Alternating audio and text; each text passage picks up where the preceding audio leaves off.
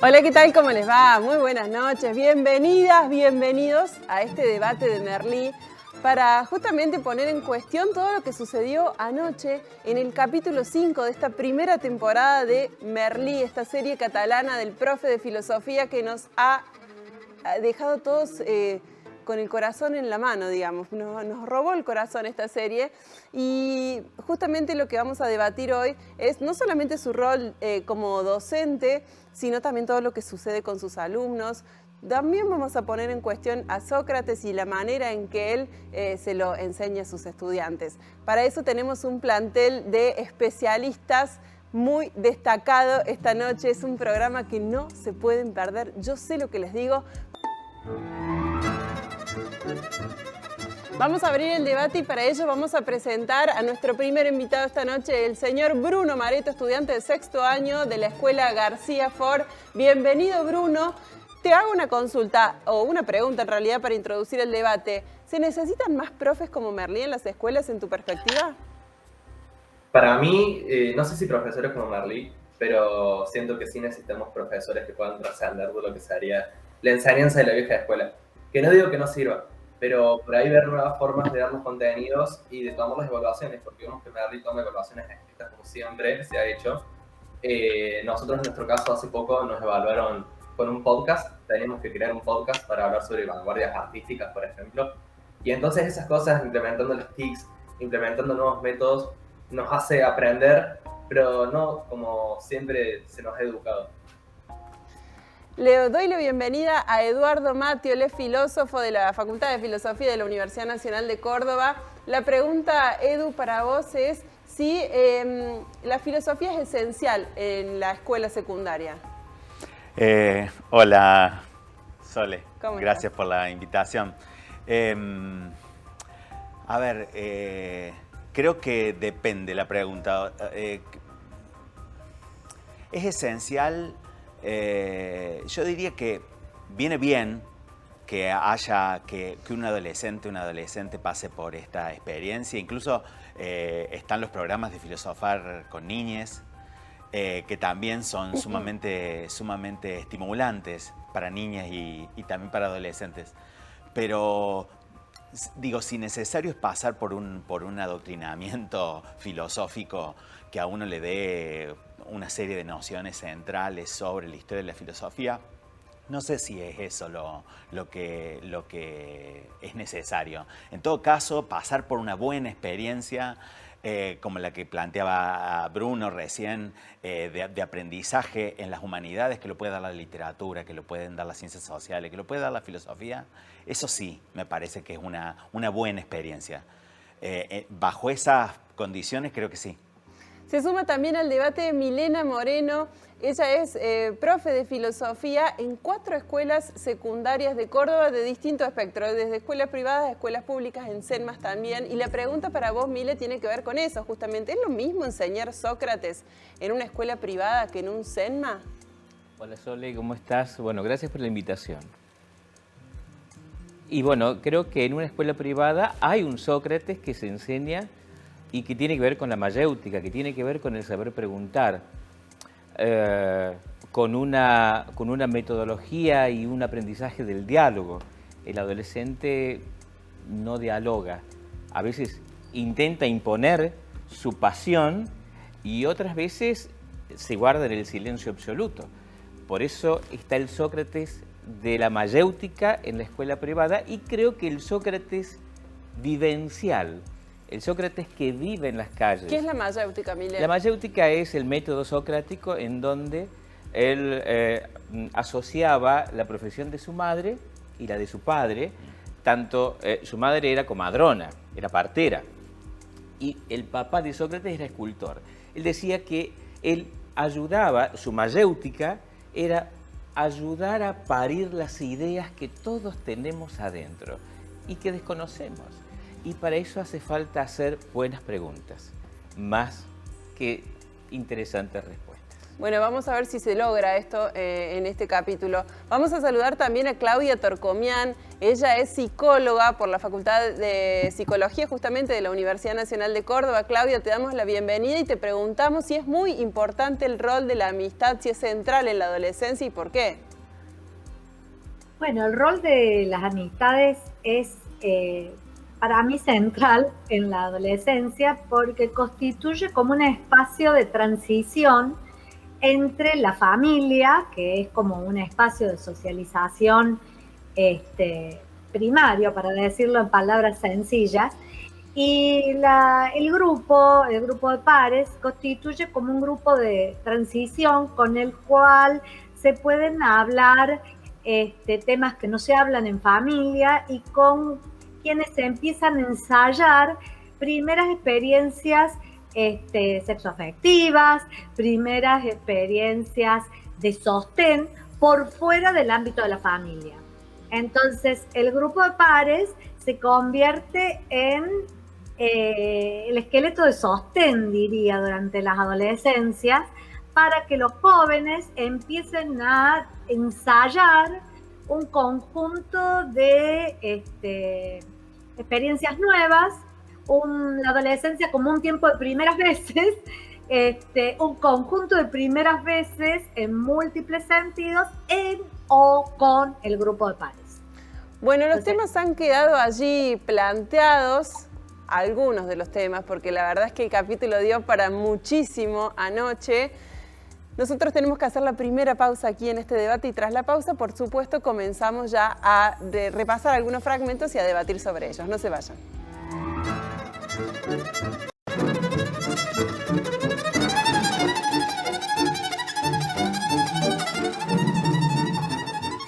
Es miércoles a la noche y existe un mejor plan que ponerse a debatir lo que sucedió anoche en el capítulo 5 de la primera temporada de Merlí. No, por supuesto que no, y para eso estamos aquí con Eduardo Matio, Milena Moreno. Ellos ambos son filósofos.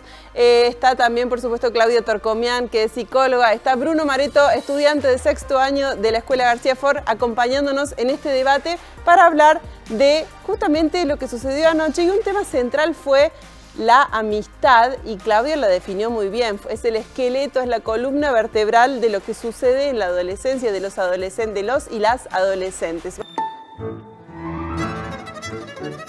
Bueno, lo tengo que traer a Bruno a esta mesa y preguntarle justamente si sus amigos, sus amigas son su primera red de contención. ¿Cómo lo vivís vos y cómo lo viven tu entorno, Bruno? Personalmente me parece que siempre que a uno le pasa un problema, el primero que acoge es un amigo, porque es un igual. Va a entender más lo que sentís que un papá o una mamá o un hermano.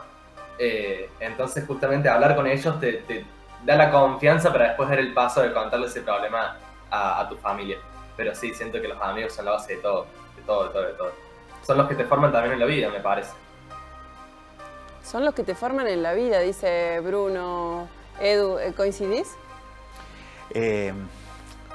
Sí, coincido porque me parece que desde la adolescencia, cuando uno empieza a tener esas primeras experiencias de amistad, me parece que es como que uno va poniendo a prueba una serie de actuaciones que después en la vida, bueno, algunas se siguen, uno sigue insistiendo en esas, a otras las modifica, las cambia, pero me parece que sí, que digamos, ese vínculo de amistad cuando aparece, sobre todo en la adolescencia, a una la va forjando en una manera de ser que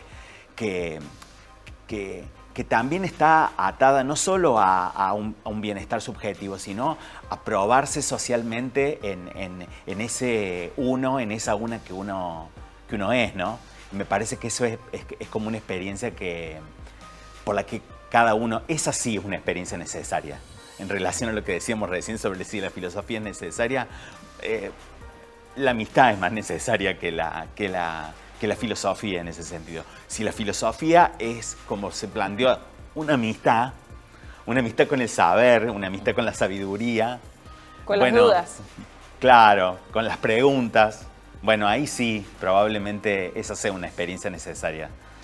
Milena, voy a vos porque tenés experiencia en 4 escuelas diferentes y en 4 grupos diferentes también. Entonces quería preguntarte cómo veías vos la construcción de los grupos de amistad dentro de tus escuelas, de tus ámbitos laborales. En este capítulo puntualmente vimos un montón de conflictos, peleas, amores, desamores. ¿Se viven así tal cual con esa intensidad? Aristóteles nos decía que la amistad es un alma en 2 cuerpos. Eso me parece precioso. Ahora, el tema del alma en 2 cuerpos es muy relativa porque tiene que ver con, no con acciones concretas, sino con sentimientos que acompañamos al otro sin la palabra. Entonces, la amistad es algo muy complejo de definir si todos son amigos o no, primer punto. Y el segundo punto, que una cosa es la amistad y otra cosa es el compañero de ruta.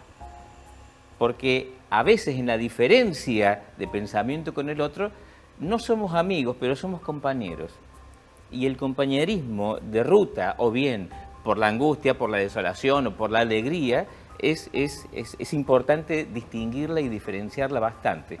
Porque decir que un amigo te traicionó es mucho más fuerte que una persona piensa diferente y que por más que no coincida, sigue siendo maravillosa persona.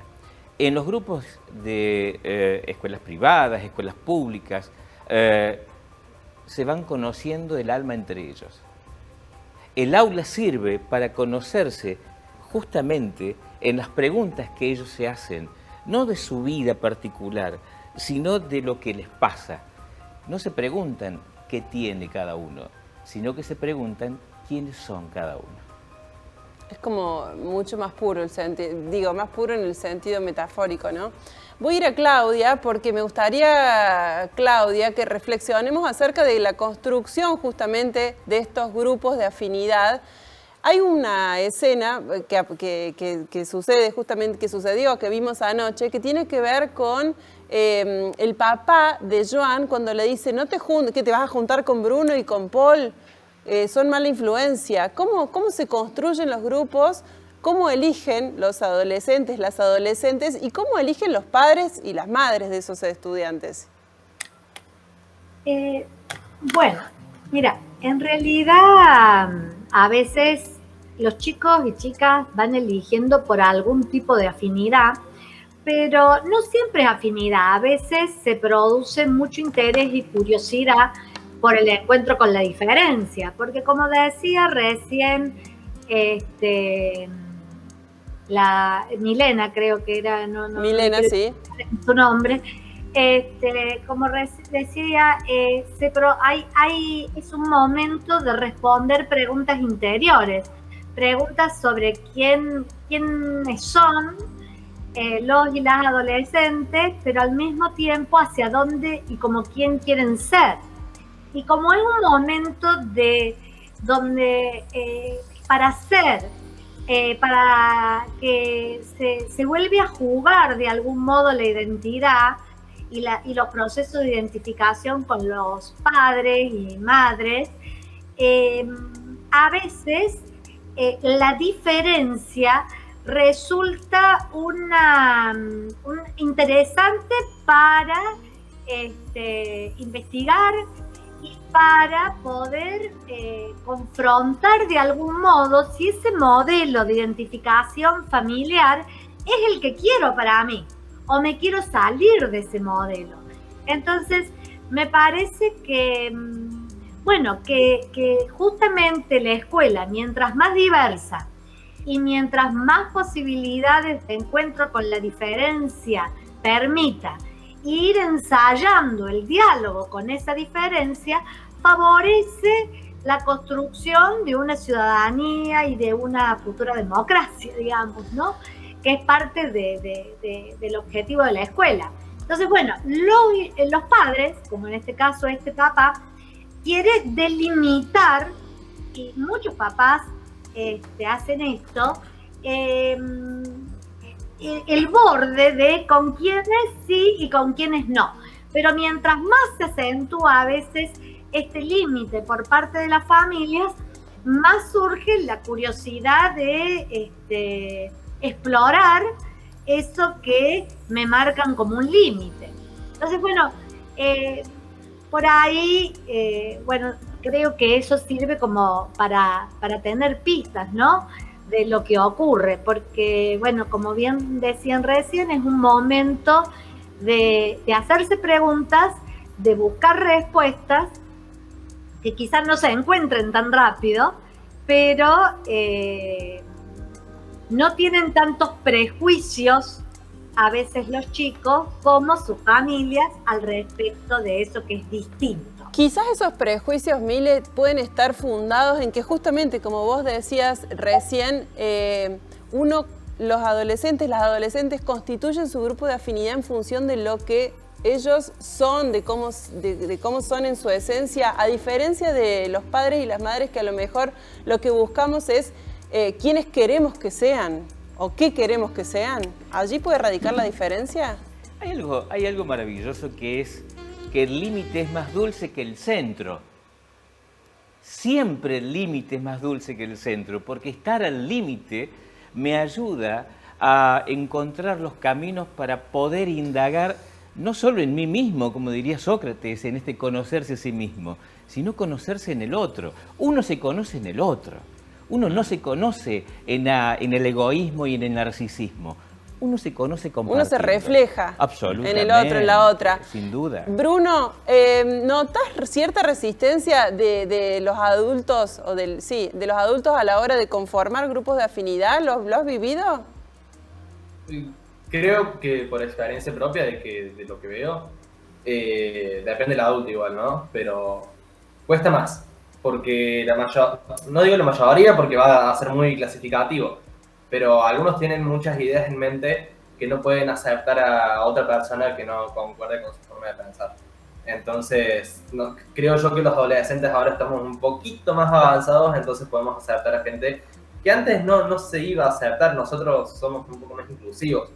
No vemos en el otro diferencias, sino similitudes y cosas con las cuales nos podemos apoyar. Creo que lo había dicho Mile eso, o Claudia, de ver las diferencias del otro para poder crear otro lazo más fuerte. Vamos a recordar algo que sucedía anoche justamente, que tiene que ver con las peleas entre Bruno, entre Paul, entre Tania, entre Berta. Bueno, un montón de peleas, de conflictos allí. Vamos a recordarlos y después seguimos. ¿Qué quieres? Oye, el otro día estaba nervioso. Sí, ya, ¿y qué? Tú también me dijiste cosas fuertes. ¿Ahora vas de víctima? No voy de víctima, Tania. No, y una mierda. Déjame en paz. Paul no me habla. Y tú tampoco. ¿Tan hijo de puta soy? ¿En serio? Mira, hoy la gorda tiene un buen día. Prefiero estar con gente que me respeta, Bruno. Déjame en paz, ¿vale?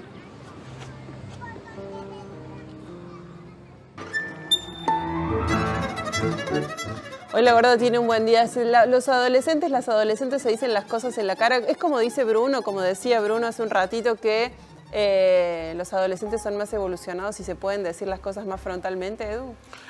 Probablemente tienen menos filtros. Probablemente son más sinceros en algunos casos, sin romantizar la experiencia de la adolescencia, ¿no? Pero sí, me parece que probablemente hay ahí como una mayor soltura para esa exposición que necesita, que es como la condición de posibilidad para que haya un vínculo posible de amistad.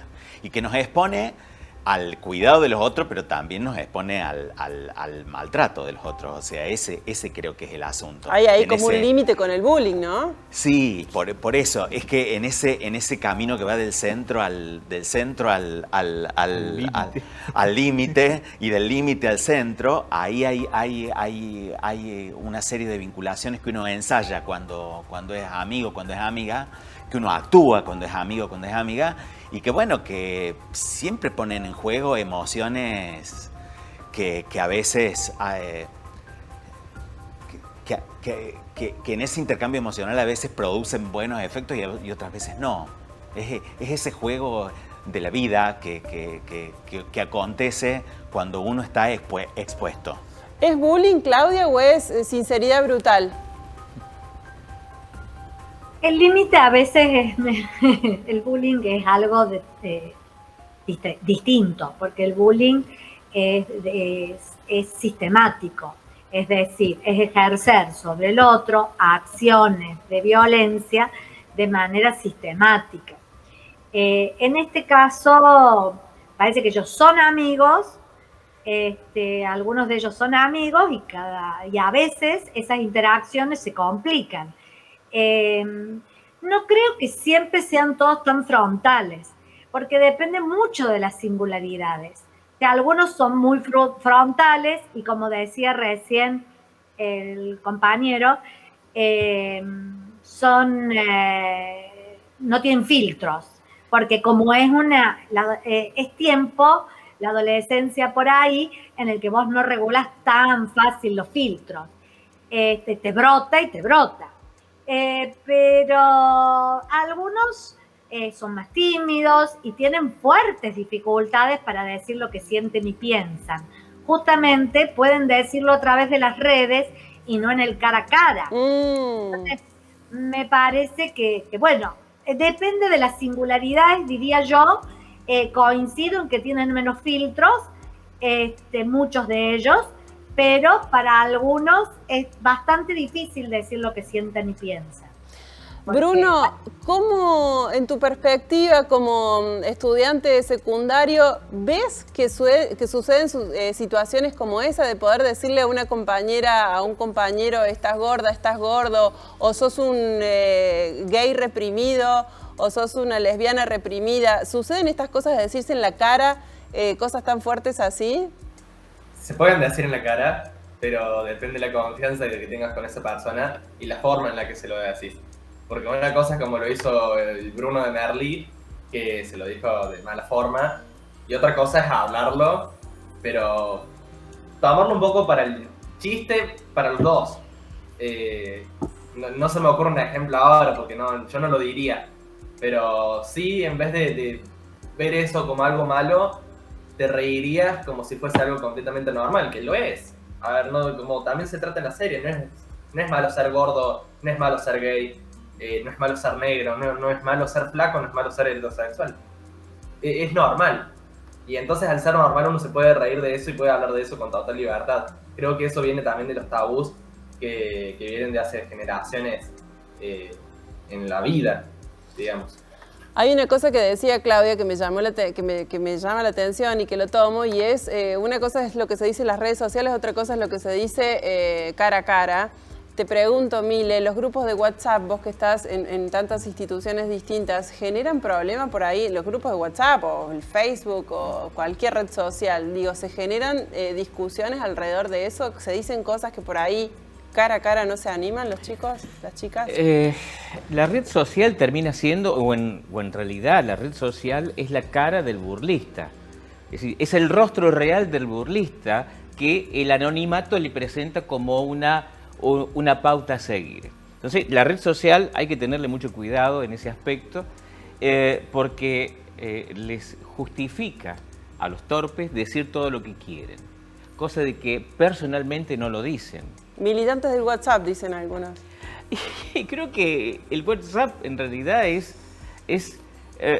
la posibilidad que tiene el que no lo puede decir, porque lo van a justiciar, digo, moralmente, porque lo van a señalar, porque lo van a excluir. Entonces, ¿qué hacemos? Inventamos perfiles. Y inventar perfiles es lo que en la antigüedad nosotros hacíamos, inventar roles. ¿Cómo sería eso? Y claro, en WhatsApp soy alguien que no soy en Instagram. Bien. Digo, soy panadero a la noche y soy comerciante de medias a la mañana. Digo, esta pluralidad de roles que me permite la red social, en realidad me permite una pluralidad de roles, pero no unificar la sensación de aceptar al otro tal cual es. Bien, bien. Hay un tema transversal también en este capítulo 5 que tiene que ver con el rol de los padres. Bueno, Gina parece ser el único personaje que lo deschaba, que le saca la ficha a Merlí, ¿no? Sí. Rápidamente, ¿sí? Sí, sí. Bueno, Hay- pero también Merlí se denuncia solo. Se denuncia solo. Merlí está diciéndole a todos, soy heterosexual y soy un narcisista. Y si usted no me acompaña, es un problema suyo, no mío. Es terrible. Es terrible. Como persona es terrible. ¿Es machirulo Merlí, Claudia? Me parece un poco a mí. Me parece que, bueno, sí. Es decir, es un personaje interesante, pero realmente con todas sus características, yo diría que, no sé ahí donde se me ve mejor ahí. Con todas sus características, creo que, como dice recién Milena, es un personaje tremendo. Es heterosexual, pero no hay nadie que no se quiera levantar. Y va por las mujeres todo el tiempo. Y bueno, pero la serie muestra como esto. Entonces, tiene algunas cosas interesantes en su manera de plantear los procesos formativos, pero tiene todos estos costaditos que lo hacen un personaje cuestionable, diría yo. Y que lo hacen más humano también, ¿no? No, si lo sacamos de que es una serie y lo quisiéramos presentar como modelo. Por eso cuando Bruno decía, bueno, no tan así como Merlí, pero digamos, si uno lo quiere presentar como modelo integral, y el tipo tiene cositas que sí, que se acercan bastante a un machirulo, y algunos comportamientos Poco deseables. poco deseables, sobre todo para la educación con adolescentes, diría. Ahora, no quiero dejar de mirar otro aspecto que sale aquí en este fragmento, y es también un poco el rol de Gina en esta cosa de ir a pelear por su hijo, una nota por su hijo. ¿Hay padres así? Sobran. No me digas. Sobran. Porque cuando uno le pide al chico que piense, como yo como docente le pido que haga en el espíritu crítico, que aborde este tema, y lo memoriza y te lo dice de memoria lo que dijo el mismo libro, lo que vos dijiste en clase, digo, no, a ver, piense. Me pasó una anécdota muy chiquita, nada más, rápida, con la banderada de una de las escuelas, que le puse un 1 y se cayó el mundo. ¿Por qué? Porque había repetido a pie juntillas todo lo que había dicho. De memoria. Claro, entonces, hija, le digo, por favor, véndame usted. ¿Qué es lo que sintió? ¿Qué es lo que pensó? Y no entendía. Y no entendía. Entonces, claro, ese 1 no fue el 1 para ella, para que pensara. Fue el 1 para la familia. Y se me vino la familia y se me vino el mundo entero. Pero bueno, los 1 no salen. Y no deben desaparecer porque venga el papá a golpearte la puerta. Debe el papá empezar a estudiar y a pensar con los hijos. ¿Ves entre tu grupo de pares, Bruno, justamente chicos o chicas que siempre estén buscando escudarse en sus padres para obtener mejor rendimiento? No creo que los chicos busquen escudarse en los padres, pero sí que los padres vayan a defender al chico sin que el chico lo pida. Al revés. Hay padres y padres, obviamente. Es como Pero- decía Milena, no se le vino el mundo abajo a ella, se le vino el mundo a la familia, en este caso puntual. Sí, no solamente también con el tema de evaluaciones, sino con cosas que organiza el curso. Ahora nosotros en sexto con las camperas, por ejemplo. Había padres que hacían furor en el grupo de WhatsApp de papás. Y uno por ahí los ve y dice, tenés que dejar al chico que haga sus cosas. No te podés meter tanto en su vida académica. Él tiene que aprender por sí mismo a estudiar y a comprender y a aprobar la materia. No hace falta que estés ahí todo el tiempo atrás ayudándolo. Al menos eso también es lo que me inculcaron a mí. Hay algo ahí de las expectativas sociales que se pone en determinados sectores sociales. Me parece que hay algo de las expectativas que se ponen en juego, que aparece en el dispositivo de la evaluación, y no solo en el nivel medio, en el nivel secundario, me parece que también aparece en algunos momentos en la universidad, porque pareciera que el tener un determinado rendimiento, el tener, no importa si el paso por la universidad o el paso por la educación es una experiencia que a uno lo modifique, sino que ha pasado a ser, me parece, en algunos sentidos, una experiencia de calificación que, valga la redundancia, te califica para la vida. Y en espacios que son fuertemente competitivos y en donde parece que la educación a alguien le va a brindar las llaves para determinadas puertas, ahí me parece que es como que se vuelve complejo la cuestión de la calificación, porque pareciera que calificar a alguien es, por ejemplo, permitirle o no el ingreso a una beca, ¿no? Y me parece que lo que se pierde en esa cuestión más calificadora, digamos, más que numera rendimientos, es que se pierde la posibilidad de hacer algo con el conocimiento y de hacer algo con uno a través del conocimiento. Que los saberes a uno lo puedan ir modificando. Pero me parece que es algo prácticamente que lamentablemente acontece muy poco en la primaria, en la secundaria.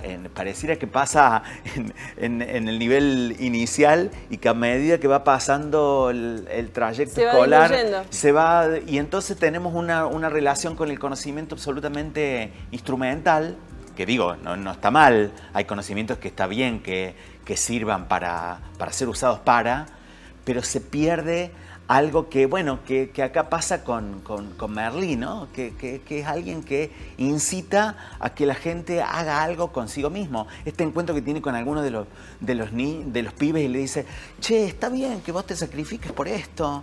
Y le dice, no, que te sacrifiques por mí. Y le dice, no lo estoy haciendo por vos, lo estoy haciendo por mí. Y él se da cuenta que hizo bien las cosas. Ahí quiero volver sobre ese punto después, pero después de la pausa, porque me parece un poco perversa a mí ese manejo que tiene con Joan en particular, pero quiero que lo debatamos después de la pausa. Hacemos una nueva pausa aquí en este Merlí, el debate, y por supuesto después seguimos con este quinto capítulo de Merlí. Bueno, la pregunta hay muchas preguntas que surgen, pero una es si las docentes adoctrinan, Edu. Yo creo que la pregunta por ahí, la más interesante, que me parece que en Merlí se pone, me parece que en evidencia, es que la escuela no es un lugar aséptico, y menos un aula donde pasa la filosofía y donde pasa algo con la filosofía. Porque evidentemente la gente toma partido acerca de si pensar, si no pensar, si conviene, si el poder, si no el poder. Una serie de cuestiones que en este solo capítulo aparecen, pero que me parece que a cualquiera lo ponen en confrontación con que si quiere o no quiere ser gobernado de un determinado modo, si quiere o no quiere pensar de un modo o si quiere pensar de otro. Ahora, hay como una diferencia muy grande entre adoctrinar, que este papá lo acusa, este padre lo acusa a Merlí de adoctrinar, pero en realidad... ¿Te acuerdas de la época, bueno, como en la época de la dictadura donde había algunos pensadores prohibidos, igual? Me da la sensación de que es como un paralelismo entre lo que sucedía en esa época y lo que sucede con... Pero me parece que ahí Merlí tiene razón cuando le dice que en realidad no lo está adoctrinando, en realidad lo invita a que se pregunte cosas. Y que me parece que lo interesante de lo que hace Merlí, de esa caricatura que es Merlí, porque son personajes así como muy estereotipados probablemente, pero probablemente en ese estereotipo que presenta Merlí está ese docente que pregunta, que hace lugar a la pregunta, que permite que la pregunta produzca alguna suerte de alegría, está contento porque se pregunta, porque tiene otra relación con los saberes, y que además respeta que esos chicos no son menores, ¿no? Esta cuestión de que los chicos tienen ideas, tienen deseos, tienen expectativas, que no son chicos, ¿no? Que ya están forjando una personalidad, que es alguien a quien hay que preguntarle qué es lo que quiere, y no una cajita donde uno va poniendo contenidos, ¿no? Contenido y saberes. O expectativas, como es el padre que le da, en algún momento, le da una cajita con 100 pesetas y le dice, esto me lo dio tu abuelo, me lo dio a mí y yo te lo doy a vos. Y darle eso al chico es darle un destino, ¿no? Claro. Y contra eso, contra ese destino, Merlí pone, la filosofía pone una pregunta, pone la incerteza, pone la posibilidad de que el futuro sea uno lo puede construir de otro modo. ¿Quién le lava más la cabeza a quién? ¿Merlí a Joan o su padre a Joan, Millet? Merlí no tiene la capacidad de construir dogmas. Y Joan ha aprendido a pensar. Cuando el docente se quiere hacer cargo de la libertad, de la construcción del pensamiento del adolescente, eso es una perversión muy grande. Pero Merlí vuelvo a decir, es terrorífico, pero no es dogmático, pero tampoco es adoctrinador. No le da a Merlí para ser adoctrinador. Lo que hace Merlí en la clase, específicamente, es justificar su vida personal.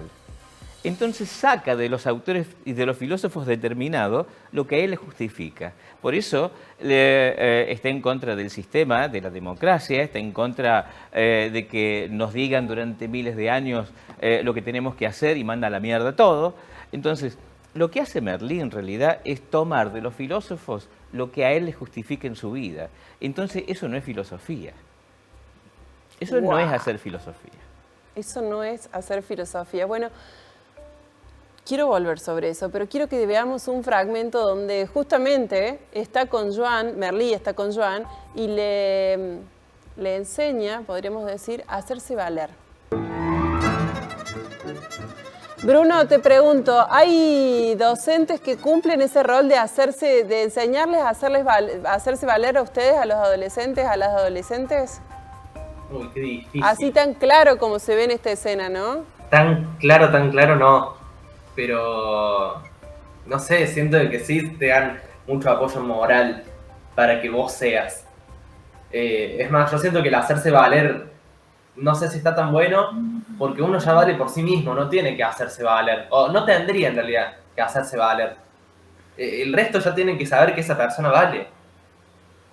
Pasa que, claro, en el contexto donde Joan está como viviendo bajo el yugo de su padre y tratando de actuar lo que su padre quiere que actúe, entonces yo creo que ahí, claro, desde ese punto lo interpreta Merlí, ¿no es cierto? Claudia decía hace un rato, mostraba esa diferencia entre adolescentes o jóvenes que, como yo decía, podían no tener filtro y otros que les costaba expresar sus emociones o sus puntos de vista, sus expectativas. Y digo, uno podría pensar que la educación, tener a determinados docentes que ayuden en ese pasaje que a uno le permite hacerse valer, no porque a uno lo vuelvan digno, pero que a uno lo hagan autorreconocerse como alguien que tiene eso, que tiene un valor, y que ese valor probablemente, bueno, independientemente de si uno ya lo trae o no sé, eso creo que es una ficción, pero que es una ficción de la que uno tiene que apropiarse, ¿no? Claudia, ¿estás ahí? Sí, estoy acá. ¿Viste la escena? Sí. A propósito... Sí, mira, las dos escenas son muy interesantes porque el tema de los padres me hizo acordar a cuando uno trabaja los talleres de ESI, de Educación Sexual Integral, y ahora en pandemia mucho peor porque los padres escuchan lo que trabajamos. Y hay muchos padres que no quieren y entienden como una transmisión de ideas que irían a contrapelo de las que tiene la familia, por ejemplo, en educación sexual integral. Uh-huh. Entonces, ahí, por ejemplo, siempre hay escenas parecidas. Qué difícil el trabajo de ustedes, ¿no? Qué difícil el trabajo de ustedes, porque no solamente están siendo psicólogos o trabajando con sus pacientes, sino con todo el entorno que está escuchando alrededor de la computadora o de la pantalla. Sí, los talleres de ESI son realmente muy complicados porque incluso los chicos te dicen del otro lado, tengo los auriculares para que no se escuche, no puedo hablar, voy a escribir en el chat. Pero bueno, digo, esto de que la familia, digo que la escuela es un lugar para habilitar el pensamiento y que los chicos vayan pudiendo tomar algunos aportes y hacer su propia historia. Que en muchos casos, esto para la familia puede ser muy difícil. Es decir, que este adolescente, que este hijo vaya a tener elecciones diferentes de las que la familia ha pensado para él, o decide, como le pasa acá al papá de Joan, ¿no? Pero bueno, por ahí también es cierto que creo que en este caso el profe estaba empujándolo a que piense por sí mismo, y que la respuesta de Joan es que él ha intentado pensar por sí mismo, ¿no? Ha tomado y ha pensado. Bueno, me parece que al papá no le viene bien. Después el tema del castigo también, ¿no? Ahí difiero. Es decir, una cuestión es lo que la escuela decide como sanción o reparación, porque podría estar en términos de reparación, frente a una falta a las normativas, a la reglamentación o a el acuerdo de convivencia, y otro cantar es que hace la familia frente a algo que considera no corresponde. Incorrecto. Me parece que sí, no sé si son 3 días de no hablar con tus amigos, porque bueno, yo no creo en ese tipo de sanciones. Me parece que está mejor reparar o algunas otras cuestiones que realmente promuevan un aprendizaje. Además estamos hablando de chicos grandes, no estamos hablando de chicos chicos, ¿no? Pero bueno, en eso no coincido con Merly. Sí creo que está bueno que la escuela sea un lugar que habilite a pensar y a construir autonomía, independiente de los padres, porque ¿cómo sería en el caso de las familias que no tienen la posibilidad de brindarles capitales culturales? Entonces, me parece que la escuela tiene que brindar eso, y que es necesario que la escuela lo haga, ¿no? Como institución del Estado, como garante de alguna forma. El tema da para muchísimo, tenemos que hacer la última pausa, Edu. Tras la pausa seguimos justamente pensando, podemos seguir pensando un poco más y reflexionando sobre el tema. La última pausa, ya volvemos.